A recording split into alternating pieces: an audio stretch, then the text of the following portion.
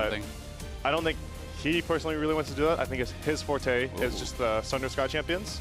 But they didn't ban Lee Sin, so. Yeah, Lee's still open. I also always worry about early picking Sejuani when Trundle's also still available in the draft. If the enemy team's willing to just slam the Trundle, it's very difficult to play the Sejuani game you want to play. But it looks like first pick of the whole draft will be the Rumble for Morgan. And remember that LYON is playing Castle in this one instead of Dhokla. And I always feel like if you go Lee Sin in a situation like this, Poppy is really hard to play into. Like, Poppy jungle is such a strong answer. We know Inspired is very comfortable on a bunch of different champions, so, you know, TL kind of have to make the choice. Like, is it important for us to get a Lee Sin or a jungle pick in the first 3? You know, knowing that it could get countered. I think they'll like 2-3, like something like any Lee Sin, or I'm not sure how much they're committing to the Nivea. Maybe it's just a hover for Jose. Let's see here. We'll let the clock run down. Plenty of powerful options still available here. Okay, Caitlyn picked up. I mean, they're just looking for lane dominant picks, like Rumble, super strong pick. Caitlyn, Neeko, it's good into Lucian they showed, and most commonly Lucian's paired with Milio now instead of Nami. So they're just looking for strong lanes, and I'm sure they're going to try to combo QUID and Jose later on in draft in 4-5. One thing I really do like with Milio versus Neeko, though, even if Neeko goes in, lands a big Pop Blossom with a multi-person root, it's like, okay, well, Milio's there, he's got breath of life. You got to catch the Milio too. He's got to get caught, otherwise it's a big problem. And you can sometimes be rocket belting forward, you're going in with your Pop Blossom, and you just get queued out. You queued and kicked in, then you look like a fool. Yeah, exactly. Not a good time. Neeko doesn't really have anywhere else to go after that, so it could definitely be tough. Wukong going to get banned out, so not targeting the Lee Sin just yet, but still more jungle bans getting thrown at Jose, and clearly LYON feel like he is the main threat. Control Jose in the draft, and maybe that will be successful for them. Of course, you know, there are some good answers into the Ryze up and available, like the Casio, like the Anivia. But I don't think QUID as like a player to be super, like famous, I guess you could say. Like famous for his Casio as Anivia compared to like Quad would be, you know, Quad's Casio. So I don't even know if QUID's gonna go that route. He might even go the Yone. Like he's shown the Yone into Ryze, and then they already have the AP from the Rumble. So that's what I would imagine TO's looking at right now, and just finding something. So it could be like Sejuani Yone on 4-5 for Team Liquid if they don't end up target banning it here. So if you're LYON, would you rather them ban the Lee Sin or ban out the QUID Yone? I feel like I would give the Lee Sin because QUID doesn't, like, I don't really see QUID as the guy who's going to go Anivia or Annie here. But they did ban Annie instead. Okay. So we'll see. Annie out of the picture alongside that Wukong. So 2 mid laners, 3 junglers banned out by LYON. Very specifically focusing a couple of things here in the draft. Over on the other side, though, the bans covering a little bit of everything. We almost have a full team composition in the Team Liquid bans in this game number 2. Will the last one also be a top laner? Do they want to also ban out something like the Cassante, another one of those traditional tanks that is often picked into Rumble? No, going to go with Ambessa instead. So Ambessa going to get banned out. So it will be interesting to see where they go. I mean, Castle obviously is more known for his laning phase, so I think they're giving a little bit of a nod to that. It does have a strong Ambessa.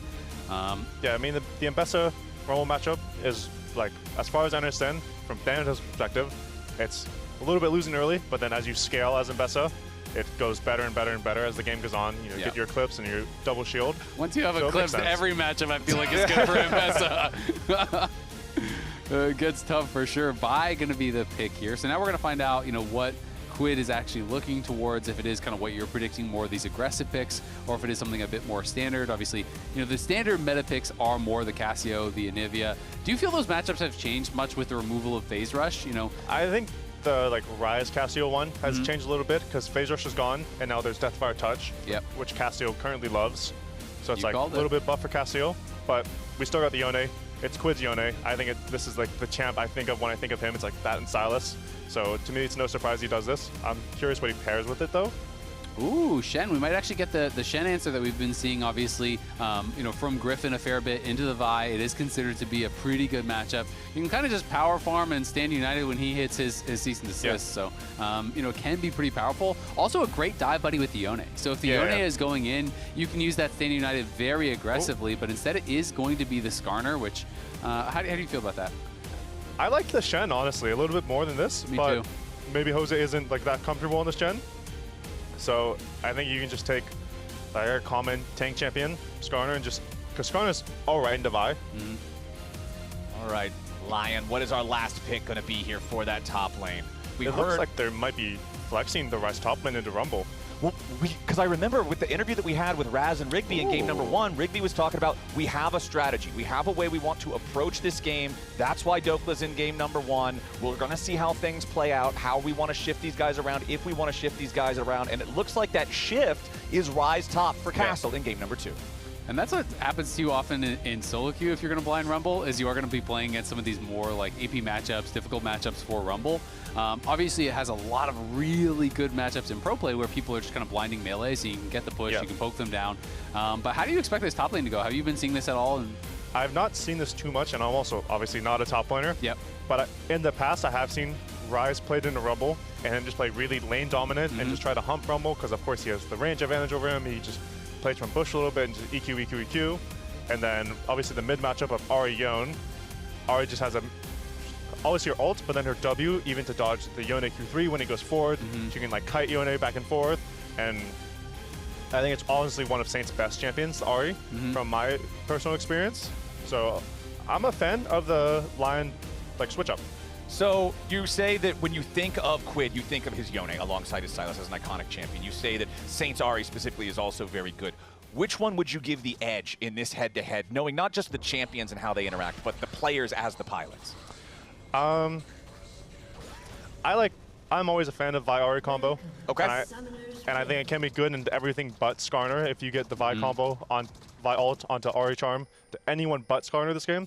So I personally favor LYON. Okay. And I also feel like there's pretty good gank setup in top lane. If Morgan, it's tough on Rumble when you're trying not to push, right? You know, this champion kind of just auto pushes, and then you just get room prisoned into all of a sudden here comes the Vi for a lane gank or whatever.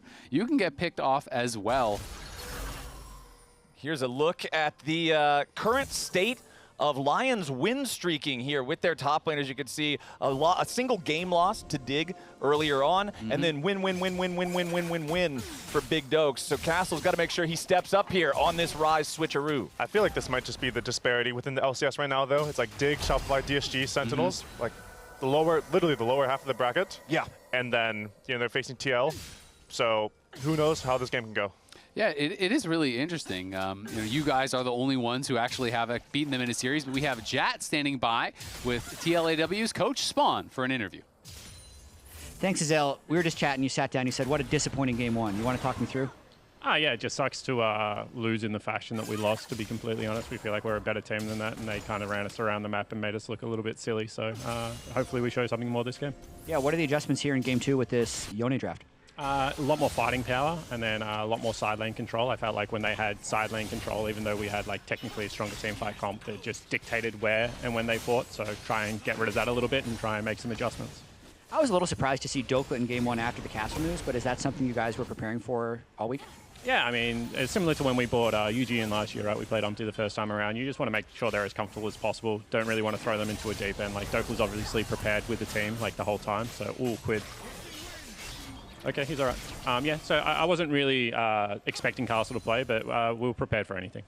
Sounds good. And what do you think has to happen here in game 2 to win the game?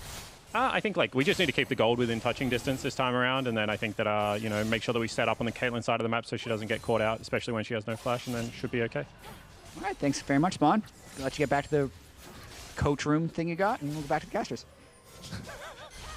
Yeah, go back to that coach room thing you got, buddy. Yep, have fun over there. I'm sure it's going to be a better time than what QUID is experiencing here in mid lane. We saw he got very close to what could have potentially been a solo death. Did make sure he avoided the return on the Orb of Deception so that he did not actually find himself at death's door, but his farming is struggling a little bit early.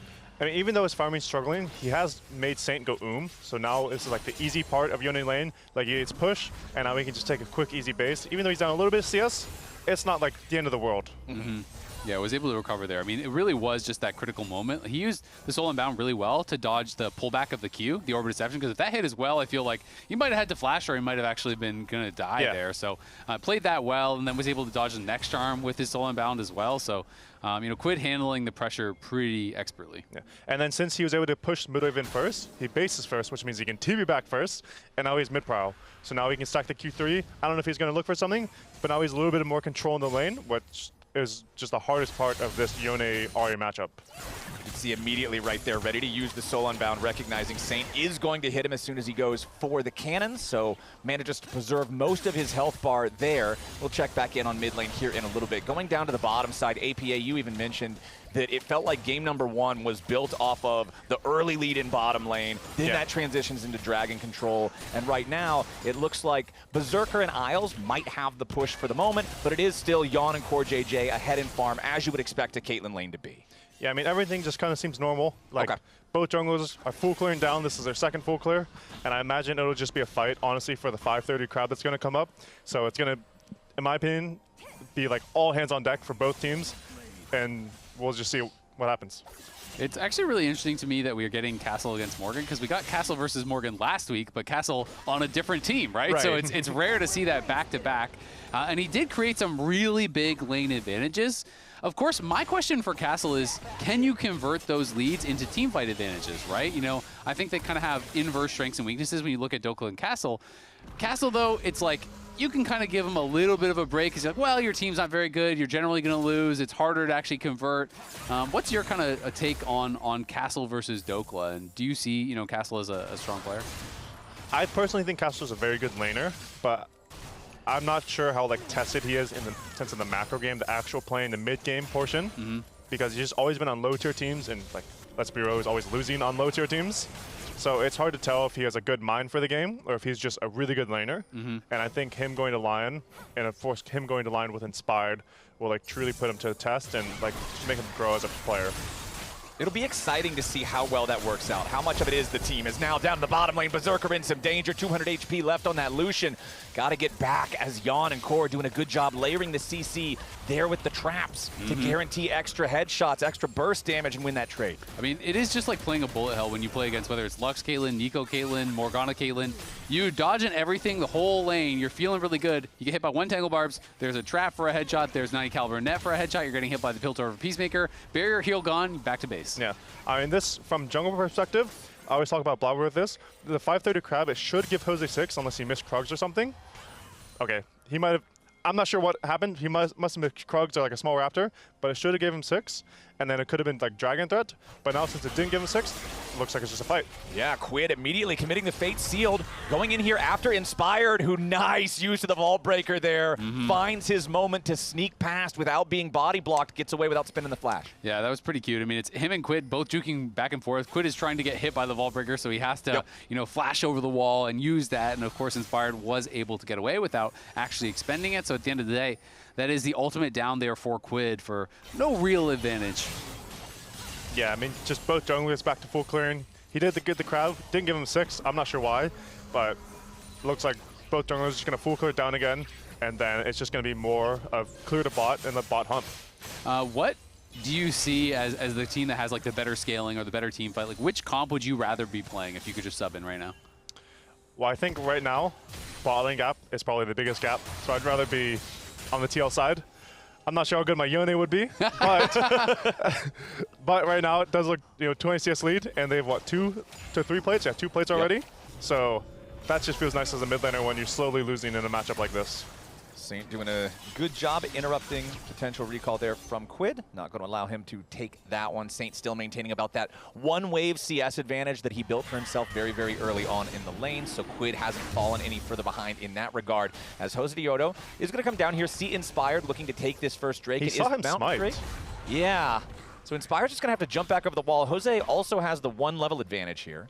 Yeah, Inspired, I think, was going to have his second charge of Smite pretty soon. So I guess his thought process was, I was just going to sneak this, so I'll just double smite the dragon and just trying to solo it down. But since Jose is in the area, he gets pushed off, no problem, and ends up being a bit of a waste. You know, thought he had core on that reset timer, that they would have control and maybe be able to sneak away a dragon, which we're seeing a lot more, I think, Dragon Prio, like even in the early minutes. Like in your guys' series, it was like Dragon at 5 minutes in a lot of these games. I think a lot of teams right now in the world don't think Grubs is that powerful. Yeah. And so, like, you can get Dragon, don't care about Grubs, you know, dive bot or just farm camps or whatever, and just play for the second Dragon at 10 or 11 minutes.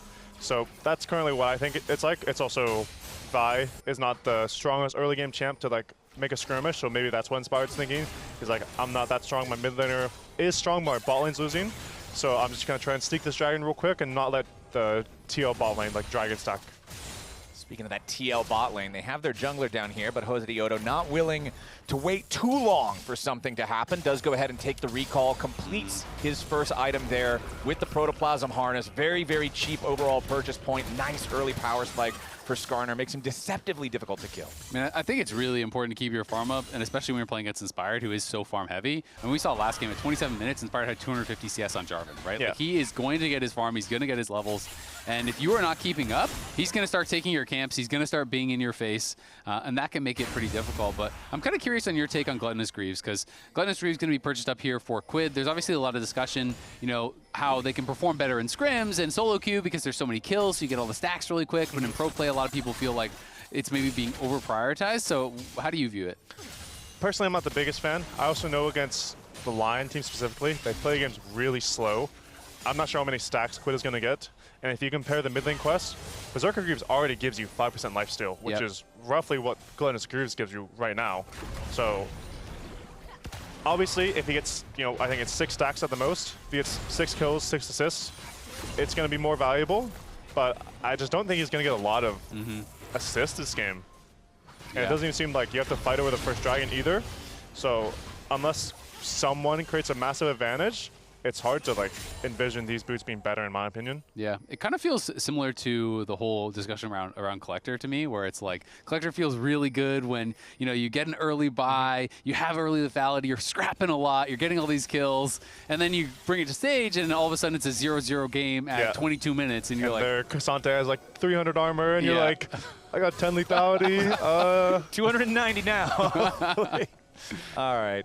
Well, now Team Liquid, once again, looking around this bottom lane. Josedeodo on the prowl, just going to move away some of this vision right now, as he has the smallest of gold leads over Inspired, and it looks like he's going to use the control that Yeon and CoreJJ have, the lead that they have here in this bottom lane, to maybe start up this dragon. They've also got the rotation over from QUID on that Yone, so Team Liquid is saying, all right, let's go ahead, let's secure the objective. Got it down to about 2,000 HP. Inspired is in the area, but he's not going to move up and try to contest this one. So Mountain Drake for TL.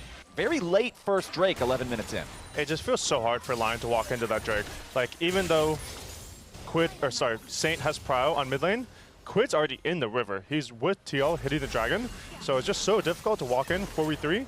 And it's like, Ahri can't really face check. Ahri can't do that stuff by herself. So they're just fighting the 4v3. So it makes sense for them to give. Berserker and Isles, I feel like, have done a pretty good job of just kind of mitigating loss. Like, obviously, they're losing the 2v2, but when we checked in, they were down at that one point, you know, nearly 20 CS.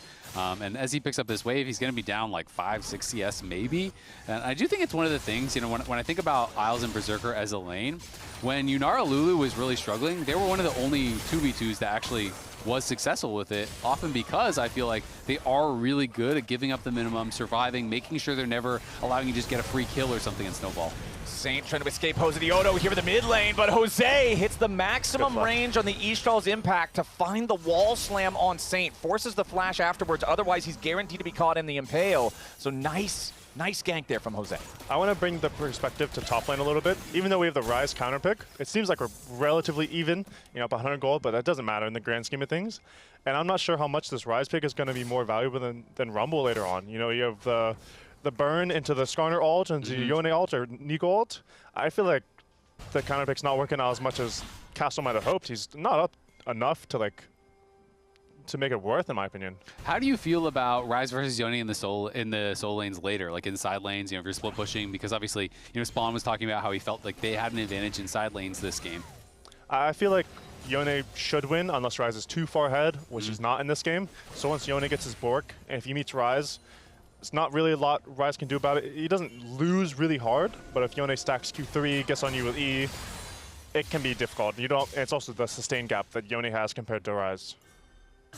All right, checking out our split map angle here. Now down the bottom, it's QUID versus Saint still. Inspired, ready to come in and make this Vi Ahri combo work out. Nice charm there onto QUID, who continues trying to get all the way away. He did a good job trying to buffer out there with a Fate Seal to cancel Inspired's ulti, but it will not matter anyway. It's first blood to LYON 13 minutes into the game.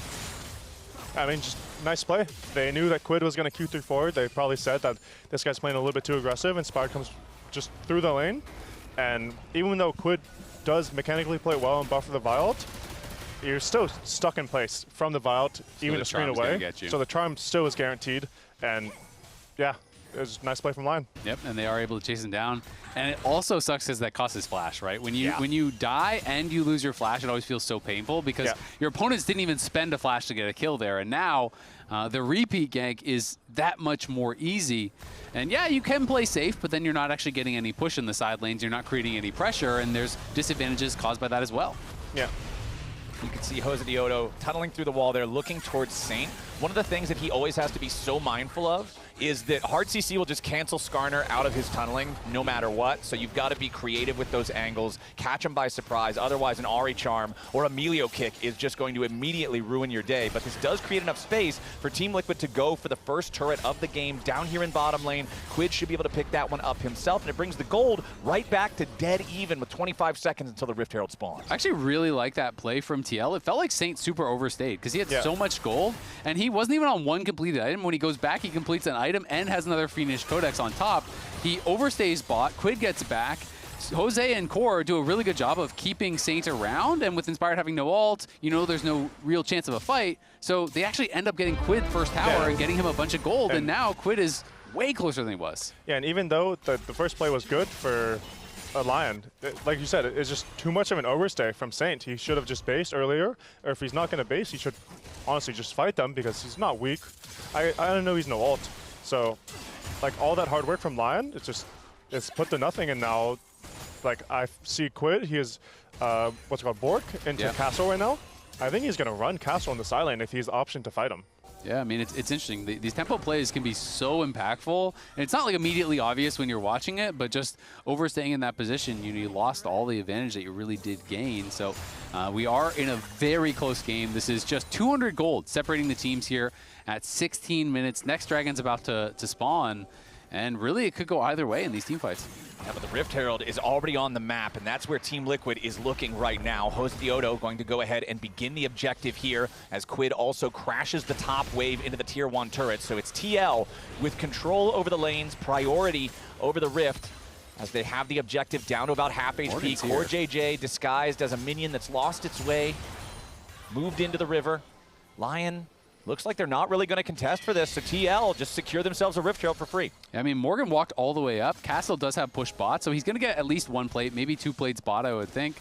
And, you know, that is kind of the cost, right? You're giving up these minions, you're giving up some tower damage here, but Morgan has that move and was ready for a fight. So even if Castle TP'd in, you'd obviously be late to a fight like that, and I feel like it's just not worth taking.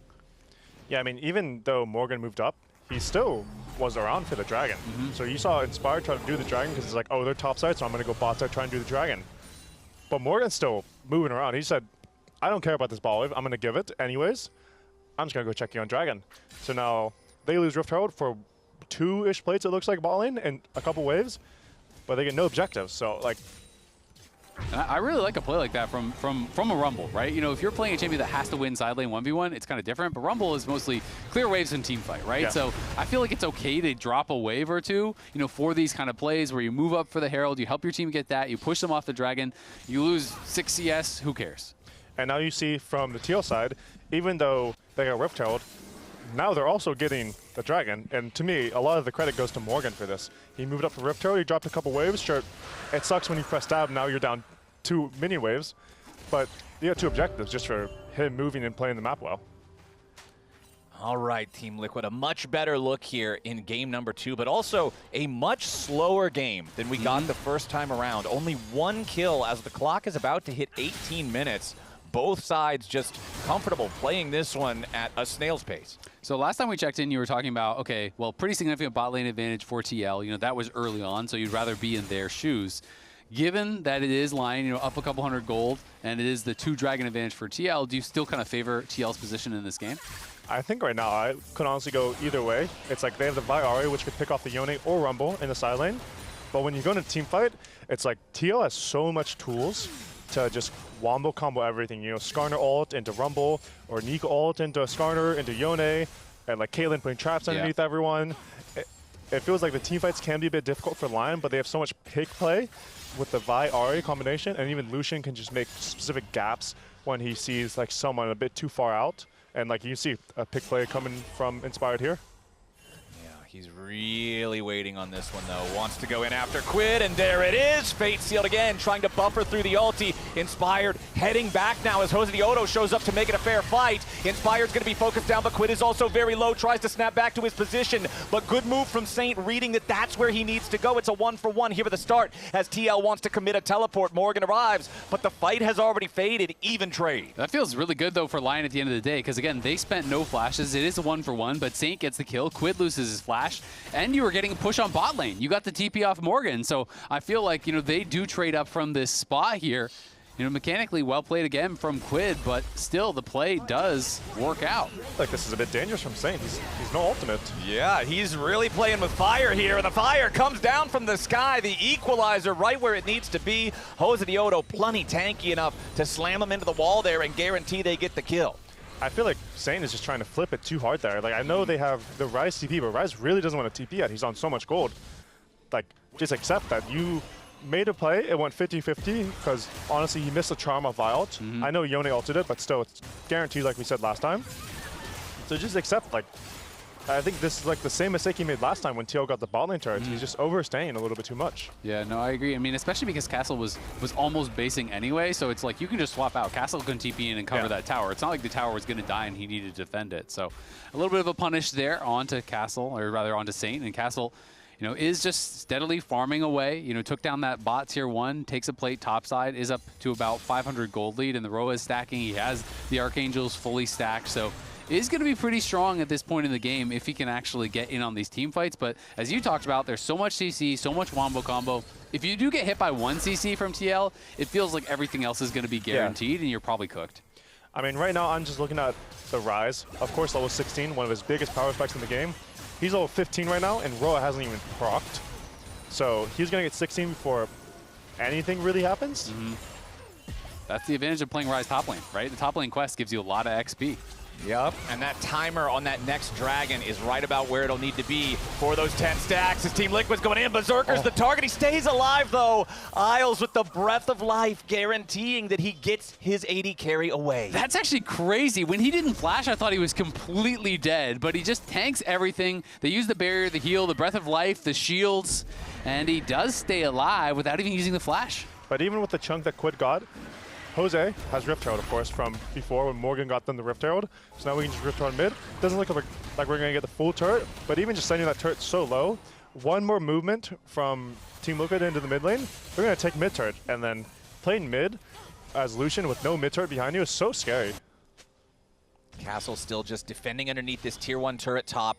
He did tick over to 9 stacks on the Roa before it hit 1 minute on the clock to the Infernal Drake, so he will guaranteed be level 16 by then. Depending on how much experience he can get from the waves, he might even be able to get close to 17 by the time that this fight rolls around, and that is just nightmare material, I feel like, for Team Liquid to deal with such a powerful Ryze. Seraph's Embrace already fully evolved here too, so you know he's going to have the extra shield for if that Team Liquid wombo combo does land. Less than 30 seconds now until the Infernal Drake spawns, and TL is already doing the setup work. You can see the 3 Caitlyn traps on the ramp entry into the river. They want to make sure this is difficult for LYON to approach. And no one is entering QUID right now, so QUID is just going to be pushing out bot. Saint has already moved mid to just try to group up with the team. Inspired is still clearing camps on top side, so I don't know if they're even going to try to contest. It feels hard for LYON to break in. Like, Inspired's farming what looks like blue right now and going to Wolves. Dragon Spawn, it seems like they're just going to give, and I guess it's fine, but you're giving third Drake when you're not necessarily outscaling. Yeah, it's really scary. I mean, I always feel like when you give Soul Point without fighting, you're basically giving yourself one mistake for the rest of the game, right? You know, you get picked off before Dragon, you mis-execute a team fight, you're cooked. Berserker trying to get away now, but the damage arrives from TL without any protection nearby for Berserker on that one. A pretty critical pick there, as now the enemy AD carry is dead for the next 30 seconds. TL has already cleared that Dragon off the map. They're on Soul Point like you're talking about, and they want to get even more. I thought they would have started Baron there for sure, but just want to play it conservative, play for the mid-tier 1.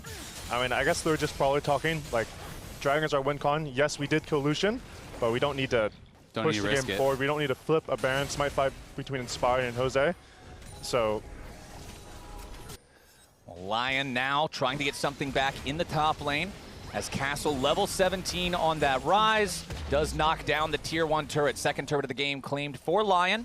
as Josedeodo makes his way into the top lane, trying to find the angle here, but again, the Rune Prison stops that Ishtal's impact. This is how you deal with Skarner running at you. It's very easy to stop him. Flash still forced, though, as Castle has to use the Summoner spell to evade the Impale. Yeah, so Jose put some pressure on there. Spam chat to vote. Who is more likely to win the Kia MVP? Is it Jose or Inspired? Whoa, what do you think? What do you think? Where'd Vulcan's name go in this? Because these two are playing each other. Okay, that's so fair. we're just talking about this game. Well, I think Vulcan and Thanatos both have a shot. Ooh, immediately though, Lion's going in for the dive, and there's your Wombo combo. Once again, it's Inspired and Saint working together. The Vi Ahri, like you talked about, APA, just that incredibly effective combo. This time around, it's finally not the Yone that's the victim of that play. Instead, it is Yeon's first death of the game on his Caitlyn. Yeah, I mean, they put 3 people topside. They put Morgan, Jose, and QUID to try and break that top turret, get Castle's flash. But then, of course, when you put people topside and overnumber, who's alone? Your ADC. And then Vi Ahri in the bot jungle, they obviously find Yeon, and just looks like a good play from them.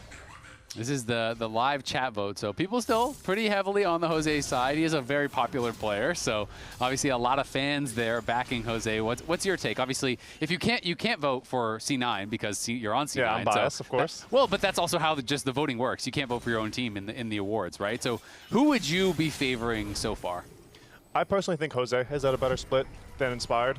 I think my personal read is, yes, Inspired is a good player, but he doesn't really turn it on in the regular season. He turns it on in playoffs, as everyone saw last split. They were like 5th place, and then of course they won. So I don't think Inspired's playing bad, but he hasn't been inspired. He's not fully locked in. He hasn't been in. inspiring you. Yeah, he's not inspiring me for MVP. Yeah.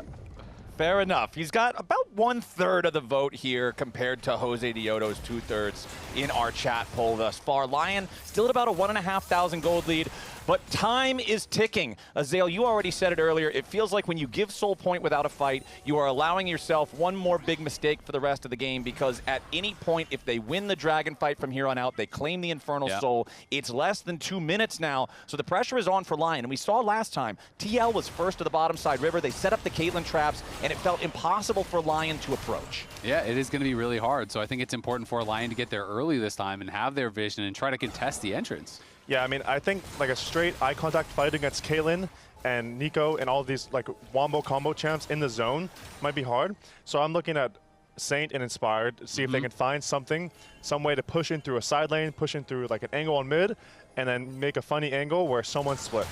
And I'm looking at the fact that Death Cap just got completed, GA just got completed, Actualizer is done, Lion is hitting all these big power spikes. Yeah, Jose's on 3 items too, but he's on, you know, the garage sale build. It's a support item. So I do think Lion have basically staked their game on this one fight. They have gotten as strong as they possibly can. And Inspired is doing Inspired things, you know, power farming, and is on that 3-item GA spike here for this Soul fight. Well, Jose is definitely keeping it closer in farm in this one compared to game number 1, where there was about that 50 gap around this point in that first one. This time around, it's still only a few camps for Inspired over his opponent. But yeah, the quality of item difference between the two is very noticeable, with that Guardian Angel, of course, being the biggest one. Both AD carries also on 3 fully completed items. You've got the LDR for Berserker's Lucian. You've got the Rapid Fire for Yeon's Caitlyn, which is going to give them even more poke potential if they can set up around this objective first. I just want to look at Saint right now. He's trying to create so much zone and just play from a side angle. He's obviously playing with Inspired. And then we have the Lucian Milio, who's so strong going from the front. So if you go and mark Saint, you're giving up your Caitlyn strength a little bit. And now Team Liquid doesn't really have a zone, so they're going to have to walk in blind to what it seems like Vi Ahri. Yeah, Inspired waiting off to the side here, looking for the chance to find a high-value target. Yeon would have to be the highest, I would think. QUID and Morgan also good targets here as Josedeodo gets hit with a Rune Prison. Charm's not quite there in time for the follow-up CC, so Jose's going to walk forward. Flash, eStal's impact straight into the wall, Impale right after. Saint is dead before the fight even starts. Yeon is low, but Inspired cannot kill him. Berserker's got to deal with Morgan off on the left side of the fight. Lion has lost the Guardian Angel on their jungler. They've lost their mid laner already. TL standing strong as Inspired falls. Castle goes over, tries to find the damage onto Yeon, but no, he's not going to get it. Lion fall apart, and Team Liquid washes him straight out of mid lane. I mean, that should be Infernal Soul, that should be Baron. And honestly, that was so insanely well played by Jose. He flashes on Skarner, and I personally didn't see the angle. I thought he was kind of trolling a little bit, but watch, he connects Saint into the wall, into the R, and just all the follow-up CC that we're talking about. Neeko ult, Rump, the rumble ult that's coming across, the Caitlyn traps on the body, like there's so much for them to dodge when they're hit by one thing. Yeah, I mean, that was really well played by Jose. You know, he's kind of just stepping back and forth there. Oh my god. Actually a pretty big reaction there from Inspired. Obviously frustrated about how that went. I mean, as soon as Saint is killed off, they almost killed Yeon on the dive, right? If Saint isn't dead, that's an easy he's kill. For sure dead. And Berserker got so much damage out in that fight. So, you know, if like you're talking about, if Saint actually survives, if that CC chain is not perfectly layered, then that fight probably goes horrible for TL. But that is the game decider, and that is the risk you take when you give up that third dragon. Oh, hold on now. Yeah, might have another fight already as Josedeodo has to back away. Lion entering into the TL jungle, but Jose is ready to try to turn it around. Goes for the Impale, not going to find anything. Josedeodo killed at the very start of the fight, but now a counter kill immediately for TL as Castle falls. Lion trying to fight further. Yeon has died. Saint with a kill on that one, but a double kill for QUID's Yone. And everybody on Lion is just cut down. There's no chance now that Infernal Soul extra damage. Even though it started a little bit dicey for TL, losing Jose immediately, they still win the fight. It almost feels like Lion might be a bit tilted after that play and listening to Inspired's comms. Like, they're playing slow the entire game. They're giving this, giving that, giving objectives. And then there's a random fight over a minion wave in the bot lane. Yeah, it kind of feels like, you know, maybe they just think they're in a position where it's extremely low chance, so you're going to take anything, right? Yeah. And you're kind of like, all right, we got 5% chance, let's go.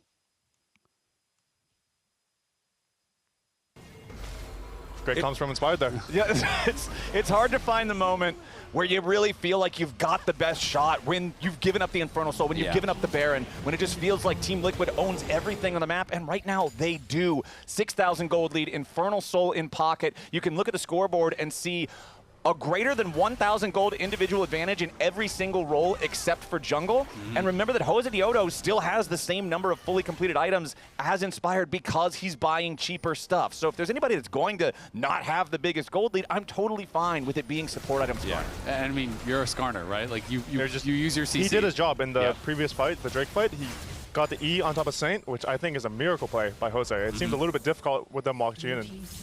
Yeah, I mean, we've seen a few of those. Obviously, like Hambach had the pick against you guys as well, where, you know, it can turn a game completely. You're laughing about it. Good reminder. Hey, you guys still won the series. It's okay. I can remind it. It's still good manner. It is, exactly. It's not bad manner, you know?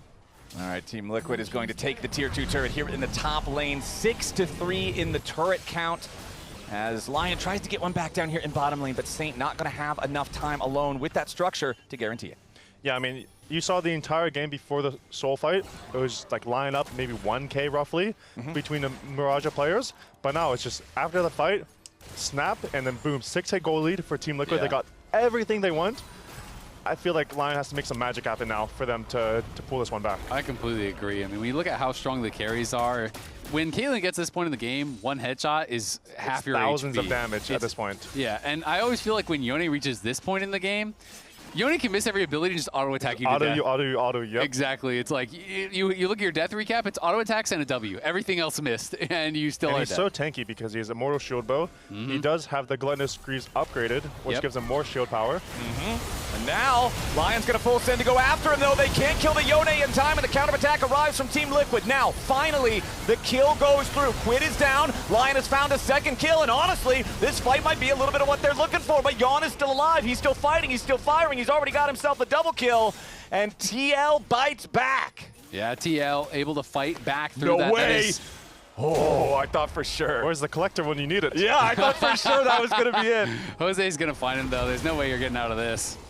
And TL do end up winning the fight at the end of the day. I mean, I think Lion are just taking any angle that they can look for, and I think it wasn't a bad angle by any means, but Berserker just gets so low from all of this random damage that's coming in. He had to dash back over the wall, and as soon as he's pushed out, well, you don't really have any consistent damage left. Yeah, I mean, it's like they're just looking for the magic, and it looked like potentially right there that QUID might have been inting, but he has so much shield power, he has Wit's End now, he has his W, he has so much mobility. It's just like they're down too much in my opinion. Yeah, Team Liquid's going to take this opportunity to grab themselves a mid lane inhibitor, crash the waves in top and bot lane into the tier 3 turrets as well. It was only Isles standing. Inspired has respawned back onto the map now. As Morgan goes for his full retreat, Isles isn't going to be there in time to really stop anything from TL. About 60 seconds left on the clock until we get Baron, and only 15 seconds after that, Elder Dragon spawns. So I think we're about to have a pretty explosive sequence. If at first you don't succeed, flip again. Because if Elder, Elder is your last hope. If the soul doesn't work, that's all you can really do. And, that's really all you got, right? You're hoping you get the Elder because that's a great equalizer. Yeah, I mean, if I was on the Team Liquid side here, I would say don't flip Elder. I think this is the really only way we can lose is if Inspired somehow smite steals, and then, they do have enough damage. They're not weak. Like, Saint's 4 items, Berserker's almost 4 items. So they're not weak, but that would just be what I'm doing on Team Liquid right now. I would just say, don't for Baron, push waves in, and then just get control and make them come into us. Yeah, makes a lot of sense. And, you touched on it, Gluttonous Greaves fully stacked. At that soul fight, by the way, QUID had 1 stack on the Gluttonous Greaves. But that, they got past that, and now he has so much extra Omni Vamp, so much lifesteal, with this build. The shielding, too. It gives 15% shielding increase, so on his W and the Immortal Shield Bow. Especially since he's level 18 and maxed it out, it's going to give a lot of shielding power. Yeah. Look at Morgan's positioning here on a control ward off to the side, ready to drop the equalizer right when they need it, and there it is, Fate sealed straight into equalizer. Berserker's already down, and Isles follows. Inspired's in the back line, but he's there all alone. Team Liquid finds 3 kills easy. This third one, it's gonna take an extra second from the Guardian Angel, but that's all it'll buy Inspired, as Castle and Saint gotta try to get away here, but Josedeodo and the rest of Team Liquid are in hot pursuit. It is a 4v2 for the next 30 seconds, and TL's going to back away. Yeah, just going to go for really? Elder. Try to just guarantee it. I guess I thought they would have just tried to finish. I mean, Castle was incredibly low. They have the supers coming in. They know Saints know Ariel too. Yeah. They should know Castle's no flash from the previous fight that they happened. I mean, I get it. It's a tense game. It's like 2 of the best teams in the league. Yeah. But I feel like they could have ended there. They have a 4-item Caitlyn. They have a Yone who's alive, who's 4 items. He's going to shred the base. But I guess they're just going to do Elder, maybe go Baron, and then try and end with all the buffs. Yeah, exactly. You get Elder, that guarantees Baron, and then you kind of walk down, and that, I guess, they think is the 100% play. So, again, playing a little bit more kind of conservative. It was interesting. We had the comms from Inspired on the other side when they were up like 11K, and Dhokla was like, we can just fight them and kill them, and he's like, no, shut up. We're going to play, we're going to play smart, and it feels like TL is kind of taking that route as well. Team Liquid is going to commit to the game-ending play after this Baron, though, because you can see... You really need to carry the game, bro. When we force Yone flash ult, you need to make plans how we're gonna get advantage. You can't just on Rift timing TP top, and then we don't contest Rift, we don't see anything. We have to make a play around this Yone. So if you think he's gonna contest wave, I need to stay top. Wait, shut up. Okay, definitely tense. some contention there amongst the comms in LYON, but what I was going to say is, look at the inventory of Yeon. When he went back and shopped after they got the Elder, he sold his Doran's Blade and bought Seeker's Arm Guard. So he's ready for anything they might try to send at him with the Vi Ahri to make sure the next fight is the last fight in the game. I'm actually a fan of this kind of thing as a late game buy. If you have 1,600 gold, there's nothing better that you can buy as an AD carry in this point of the game. How can you possibly lose? Well, you get one shot by Vi Ahri. Well, Vi flash, press alt, you press stasis, okay, GG. Yeah, you have a useless item, but it's a one-fight game. Yeah, and there's no defensive item in the game that's going to save him from the Vi Ahri combo right now, honestly, except Seeker's Arm Guard. Yep. So I think it's a smart buy from Yeon. Yeah, I'm a big fan of it. But it does signal to me that Team Liquid is done messing around. They've got everything they could possibly have on the map, both super buffs. They've got the Dragon Soul pushing towards the enemy Nexus turrets now. QUID coming up to join the rest of the team as the equalizer is dropped first and foremost. CoreJJ goes in to try to find a catch onto Saint with the Fate Sealed, immediately following up onto Berserker, and both the carries are already down. Team Liquid kills 2 for free. Ace in the hole is going to guarantee the execution on Isles as well. Inspired and Castle just sitting in the fountain. Team Liquid 21-8. They're going to take us to game 3. They absolutely are, and LYON and the comms seeming a little bit frustrated. It seemed like they were reviewing that game in the middle of the game, which... That seems quite special, honestly. Well, we'll see if they can come back and take down TL in Game 3, or if TL are going to clean up the series off the bat.